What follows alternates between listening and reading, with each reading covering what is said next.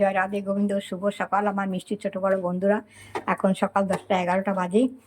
আজ অম্বুবাচী লাগবে, এই আমি মিষ্টিটা বানিয়ে রাখছি। এটাকে সুজির মালাই বরফি করব। এর মধ্যে সুজিটাকে ভালো করে ঘি দিয়ে ভেজে নিয়েছি, তার মধ্যে তেজপাতা দিয়েছি, ছোটোবেলায় দিয়েছি কাজু দিয়েছি গুঁড়িয়ে, কাজু 50 গ্রাম কাজু গুঁড়িয়ে দিয়েছি, কিশমিশ দিয়েছি, দিয়ে ভালো করে ফ্রাই করে ভেজে নিয়েছি। তারপরে এর মধ্যে দুধ না আমুল দুধ দিয়েছি 1 কাপ, আর নর্মাল দুধ সর দিয়েছি, আর মালাই দিয়েছি, সন্দেশ দিয়েছি, দিয়ে ভালো করে এটাকে হয়ে গেছে দেখছো। এবারে আমি এটাকে থালায় ঢেলে দেবো। এই থালা ঢেলে দিচ্ছি, এবারে ভালো করে পাতিয়ে দেবো। এই যে মালাই বরফি হয়ে গেছে আমার, এটাকে আমি ভালো করে ঘি দিয়ে ভালো করে মেখে নিয়ে এবারে থালায় পাতিয়ে দিয়েছি। গরম ছিল তো, এবারে এই ছুরি দিয়ে বরফি করে কেটে নেব।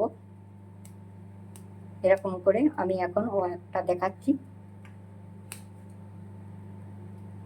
আমি যে যেমন মনে করে সেরকম করে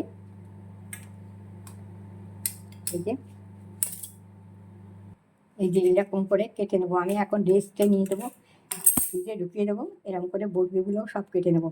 মালাই বরফি প্রথমে সুজি আর ছোটোবেলা তেজপাতা ঘি দিয়ে ভালো করে ভেজে নিয়েছি।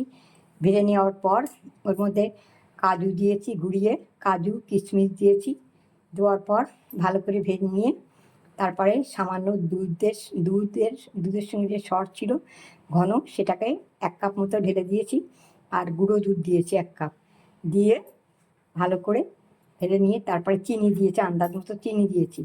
চিনি দিয়ে ভালো করে ফ্রাই করে আর একটু ঘি দিয়েছি। দেওয়ার পর আমি ভালো করে ফ্রাই করে সামান্য আবার একটু জলও দিয়েছি।